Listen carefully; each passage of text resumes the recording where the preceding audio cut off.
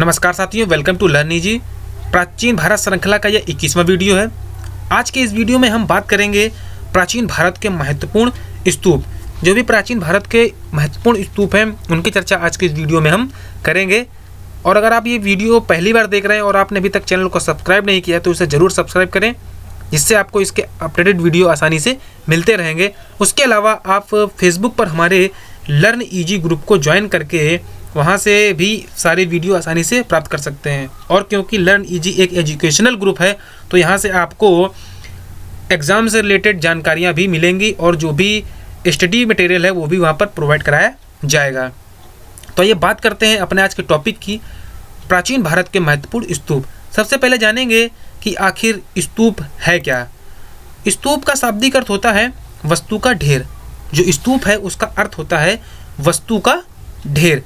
Means किसी वस्तु का अगर हम ढेर लगा दें तो वो एज अ स्तूप कहलाएगा। जो उसकी आकृति बनेगी वो स्तूप की बनेगी। स्तूप का स्ट्रक्चर आखिर कैसा है। जो स्तूप होता है वो एक चबूतरे पर वस्तु के ढेर के आकार का होता है। लेकिन इसका विकास क्यों कराया गया, जो स्तूप था उसको बनाने का पर्पस क्या था। तो जो स्तूप था उसके बनाने का पर्पस ये था कि इसको मृतक की चिता के ऊपर उसकी अस्थियों को रखने के लिए किया जाता था। जो भी मृतक होता था तो मृतक जहाँ पर मृतक की चिता जलाई जाती थी तो उसकी जो अस्थियाँ बचती थी उसको रखने के लिए स्तूप का निर्माण कराया गया। तो मृतक की चिता के ऊपर उसकी अस्थियाँ रखने के लिए स्तूप का निर्माण कराया गया। जो स्तूप है उस स्तूप निर्माण का जो काल था वो बौद्ध धर्म, जिस समय महात्मा बुद्ध का ने जो बौद्ध धर्म का निर्माण किया था उसके बाद के जो शासक आए हैं उन्होंने ही स्तूप निर्माण की प्रक्रिया को प्रारंभ कराया। और जो सबसे महत्वपूर्ण स्तूप बने हुए हैं वो बुद्ध की जो जीवन की महत्वपूर्ण घटनाएं हैं। जो भी बुद्ध की जो भी घटनाएं हैं, जैसे कि उनका जन्म, उनको ज्ञान की प्राप्ति, उनकी मृत्यु, तो इनसे रिलेटेड जो भी महत्वपूर्ण घटनाएं हैं तो उन स्थानों पर, उनसे संबंधित जो स्थान हैं वहाँ पर स्तूपों का निर्माण कराया गया है। और जो अधिकतर स्तूप हैं वो बौद्ध धर्म के लोग हैं, जो उनके मानने वाले जो राजा थे उन्होंने ही स्तूपों का निर्माण कराया। सबसे पहला स्तूप है जिसकी हम बात करेंगे वो है सांची का स्तूप। जो सांची का स्तूप है वो रायसेन जिले में स्थित है। यहाँ पर आपको मेन पॉइंट ही यहाँ से याद करना है कि कौन सा स्तूप कहाँ पर स्थित है, उसकी क्या डाया है और क्या उसमें महत्वपूर्ण है। इतनी जानकारी आपको यहाँ से प्राप्त करनी है। तो सांची का स्तूप है वो कहाँ स्थित है। सांची का स्तूप रायसेन जिले में स्थित है। रायसेन कहाँ पर है। रायसेन मध्य प्रदेश के विदिशा और भोपाल के मध्य में स्थित है। तो सांची का स्तूप रायसेन में स्थित है। जो सांची का स्तूप है वो मुख्यतः यहाँ पर 3 स्तूप हैं। सांची का जो स्तूप है यहाँ पर जो स्तूप हैं उनकी संख्या 3 है और इसमें जो सबसे बड़ा स्तूप है उसे महास्तूप कहा जाता है। जो 3 स्तूपों का समूह है उसमें जो सबसे बड़ा स्तूप है उसे महास्तूप कहा जाता है। इस स्तूप का निर्माण अशोक ने कराया था। जो सांची का स्तूप था उसका निर्माण किसने कराया। सांची के स्तूप का निर्माण अशोक ने कराया और बाद में शुंग शासकों ने इसका विस्तार कराया। सांची के स्तूप का जो विस्तार कराया वो शुंग शासकों ने कराया। जो भी शुंग राजा थे उन्होंने सांची के स्तूप का विस्तार कराया। सांची का जो स्तूप है वो पक्की ईंटों का बना था, लेकिन बाद में शुंगों ने इस पर पत्थर का आवरण चढ़ाया। जिस समय अशोक ने इसको बनवाया था तो इसको पक्की ईंटों से बनवाया था, लेकिन बाद में जो शुंग शासक आए उन्होंने इस पर पत्थर का आवरण चढ़वाया। तो ये सांची से रिलेटेड कुछ महत्वपूर्ण तथ्य हैं। इसके अलावा इस स्तूप का जो व्यास है वो 120 फीट है। जो सांची का स्तूप है उसका व्यास कितना है, 120 फीट, और जो इसकी ऊंचाई है वो 54 फीट है। तो सांची के स्तूप के बारे में ये कुछ महत्वपूर्ण जानकारियाँ हैं। सांची का स्तूप रायसेन में स्थित है। इसका निर्माण अशोक ने कराया।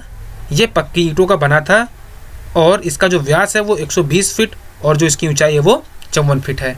आगे बात करते हैं हम सारनाथ की। सारनाथ स्तूप वाराणसी के निकट स्थित है। वाराणसी के जो पास में एक स्थान का नाम है सारनाथ, वहाँ पर सारनाथ का स्तूप स्थित है। इसका निर्माण भी अशोक ने ही करवाया। सारनाथ का जो स्तूप है उसका निर्माण अशोक ने करवाया। सारनाथ का स्तूप भी ईंट का ही बना हुआ है। जो सारनाथ का स्तूप है वो ईंटों का बनाया गया है और इसकी ऊंचाई लगभग 128 फुट है। इसे धमेक स्तूप के नाम से भी जाना जाता है। जो सारनाथ स्तूप है उसका एक अन्य नाम है धमेक स्तूप। तो कभी कभी क्वेश्चन में पूछा जाता है कि जो सारनाथ का स्तूप है उसका अन्य नाम क्या है, या फिर धमेक स्तूप के नाम से किस स्तूप को जाना जाता है। तो जो धमेक स्तूप है उसे सारनाथ स्तूप भी कहा जाता है। सारनाथ स्तूप की विशेषता है कि यह धरातल पर बना है। जो सारनाथ का स्तूप है उसकी विशेषता यह है कि इसको धरातल पर बनाया गया है, जबकि जो अन्य स्तूप हैं उनमें चबूतरे का इस्तेमाल होता है। पहले एक चबूतरा बनाया जाता है, उसके बाद स्तूप का निर्माण कराया जाता है। लेकिन जो सारनाथ का स्तूप है उसमें चबूतरा नहीं है, यह धरातल पर बनाया गया है। आगे बात करते हैं नालंदा स्तूप की। नालंदा स्तूप राजगृह से 5 मील की दूरी पर स्थित है। नालंदा का भी जो निर्माण है वो अशोक ने कराया। नालंदा स्तूप का निर्माण किसने कराया? अशोक ने कराया, और ये राजगृह से 5 मील की दूरी पर स्थित है। जैसा कि जब हमने अशोक के बारे में अपने वीडियो में बताया था, जो इसके पहले की वीडियो है उसमें हमने अशोक के बारे में बताया था, और उसमें ये बताया था कि अशोक ने लगभग 84,000 स्तूपों का निर्माण कराया था। तो अगर आप अशोक के बारे में ज़्यादा जानकारी प्राप्त करना चाहते हैं तो आप हमारे इसके पहले के वीडियो अवश्य देखें, जिससे आपको अशोक के बारे में संपूर्ण विवरण मिलेगा। नालंदा की आकृति देख करके ऐसा प्रतीत होता है, जो प्रेजेंट में जो नालंदा स्तूप है उसकी आकृति देखकर ऐसा प्रतीत होता है कि जो नालंदा स्तूप है वो पहले छोटा था। इसमें मध्य भाग में छोटा सा स्तूप स्थित था, और उसके बाद इसमें बाद के राजाओं ने उसके आकार में परिवर्तन किया और उसके आकार को बढ़ाया। ये नालंदा स्तूप की विशेषता है कि वो पहले छोटा था और बाद के राजाओं ने उसमें आकार में परिवर्तन किया और उसे बड़ा कराया। अगला स्तूप है नागार्जुनकोंडा। नागार्जुनकोंडा कहाँ पर स्थित है? नागार्जुनकोंडा आंध्र प्रदेश के गुंटूर जिले में स्थित है, और इस स्तूप की जो खोज हुई 1926 ईस्वी में खोज हुई। नागार्जुनकोंडा स्तूप की खोज 1926 ईस्वी में हुई। इसका निर्माण इक्ष्वाकु वंश के शासकों ने किया, नागार्जुनकोंडा, जबकि इसके पहले के जो हमने स्तूप बताए हैं उनका निर्माण अशोक ने कराया। अब क्योंकि ये दक्षिण भारत में स्थित है, इस वजह से इस स्तूप का निर्माण इक्ष्वाकु वंश के शासकों ने कराया। तो नागार्जुनकोंडा के विषय में इम्पोर्टेंट ये है कि इसका जो निर्माण है वो इक्ष्वाकु वंश के शासकों ने कराया, और इसकी खोज 1926 में हुई। यह आंध्र प्रदेश के गुंटूर जिले में स्थित है। नेक्स्ट स्तूप है अमरावती। अमरावती भी आंध्र प्रदेश के गुंटूर जिले में स्थित है, और इसकी जो स्थिति है वो कृष्णा नदी के दाहिने तट पर है। जो अमरावती स्तूप है वो गुंटूर जिले में कृष्णा नदी के दाहिने तट पर स्थित है। अमरावती स्तूप का प्राचीन नाम धान्यकटक था। अमरावती जो स्तूप है उसका प्राचीन नाम क्या था? इसका प्राचीन नाम धान्यकटक था। अमरावती स्तूप का जो सर्वप्रथम पता लगाया तो वो 1997 ईस्वी में कर्नल कॉलिन मैकेंजी ने लगाया। अमरावती स्तूप का सबसे पहले पता 1797 ईस्वी में कर्नल कॉलिन मैकेंजी ने लगाया। तो यहाँ पर ये ध्यान रखने वाली चीज़ है कि अमरावती का जो स्तूप है उसका पता किसने लगाया, उसकी खोज किसने की। जो अमरावती का जो स्तूप है उसकी आकृति कैसी है? अमरावती स्तूप की जो आकृति है वो घंटा, जैसे कि आजकल के जो पूजा के करने के लिए घंटी का यूज होता है, तो उस आकृति में अमरावती का स्तूप बना है। ये इसकी विशेषता है। क्वेश्चन यहाँ से ये बनता है कि घंटा के आकार का जो स्तूप है वो कौन सा है? तो घंटा के आकार का जो स्तूप है वो अमरावती है। ये अमरावती का जो वस्तुकार है, या इसको बोल सकते हैं इसकी जो डिज़ाइन है वो कैसी है? घंटे के आकार की है।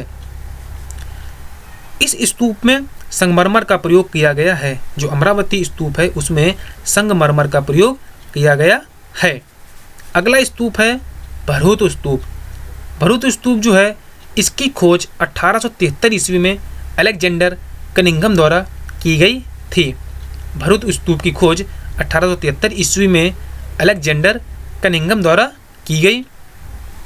यह स्तूप लगभग दूसरी शताब्दी ईसा पूर्व का है। मतलब कि जो भरूत स्तूप है वो बहुत ही प्राचीन है और दूसरी शताब्दी ईसा पूर्व में इसका निर्माण हुआ था। इसकी खोज 1873 में अलेक्जेंडर कनिंघम द्वारा की गई।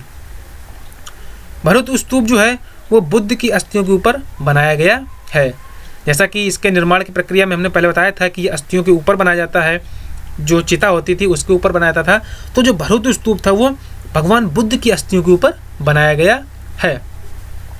इसकी जो स्थिति है, जो भरूत स्तूप है वो कहाँ स्थित है? ये मध्य प्रदेश के सतना जिले में स्थित है। भरूत स्तूप के पहले जो भरूत स्तूप जिसका पहले इसका निर्माण हुआ लगभग दूसरी शताब्दी ईसा पूर्व में, उस समय इसमें लकड़ी की खिड़कियां थीं। जो इसकी खिड़कियां थीं वो लकड़ी की थी, लेकिन बाद में शुंग शासकों ने इसको बदलकर पत्थरों की खिड़कियां लगवाई। ये इसमें चेंजमेंट किया गया। तो जो भरूत का स्तूप था उसमें शुंग शासकों ने पत्थरों की खिड़कियां लगवाई, जबकि इसमें पहले लकड़ी की खिड़कियां थीं। अगला स्तूप है पिपरहवा स्तूप। जो पिपरहवा स्तूप है वो कला तथा स्थापत्य के क्षेत्र का सबसे प्राचीन स्तूप है। मीन्स कला और स्थापत्य की दृष्टि से अगर देखा जाए तो जो पिपरहवा स्तूप है वो सबसे प्राचीन है और ये अपनी उपलब्धि का परिचय देने वाला है, क्योंकि सबसे प्राचीन है। उस समय जो कला और स्थापत्य की स्थिति थी उसका परिचय देने वाला यह स्तूप अपने आप में बहुत बड़ी उपलब्धि है। यह कहाँ पर स्थित है? पिपरहवा का जो स्तूप है वो बस्ती जिले में, जो कि उत्तर प्रदेश में है, वहाँ पर स्थित है। पिपरहवा का स्तूप बस्ती जिले उत्तर प्रदेश में स्थित है। यह मौर्य युग में बना हुआ है। पिपरहवा का जो स्तूप है उसका निर्माण कब हुआ? इसका निर्माण मौर्य युग में हुआ। पिपरहवा का जो व्यास है वो है 116 फुट और इसकी जो चौड़ाई है वो 22 फुट है। पिपरहवा का जो स्तूप है उसका व्यास 116 फुट और चौड़ाई 22 फुट है। खुदाई के दौरान इस स्तूप के अंदर एक मूर्ति और बुद्ध के अवशेष रखे पाए गए। पिपरहवा का जो स्तूप है उसमें खुदाई के दौरान इसमें अंदर से एक मूर्ति मिली है और बुद्ध के अवशेष पाए गए हैं। तो साथियों, आज के इस वीडियो में हमने प्राचीन भारत के कुछ महत्वपूर्ण स्तूपों के बारे में जानकारी ली। तो अगर आपको ये वीडियो अच्छा लगे तो इसे ज़रूर लाइक कीजिएगा और अगर आपने अभी तक सब्सक्राइब नहीं किया है चैनल को तो ज़रूर सब्सक्राइब करें, जिससे अपडेटेड वीडियो आपके पास आसानी से पहुंच सके। और आप हमारे लर्न इजी ग्रुप को, जिसका लिंक इसके डिस्क्रिप्शन में दिया गया है, इस वीडियो के डिस्क्रिप्शन में उसका लिंक दिया गया है, वहाँ से भी आप हमको ज्वाइन कर सकते हैं। और वीडियो को अंत तक देखने के लिए आपका बहुत बहुत धन्यवाद।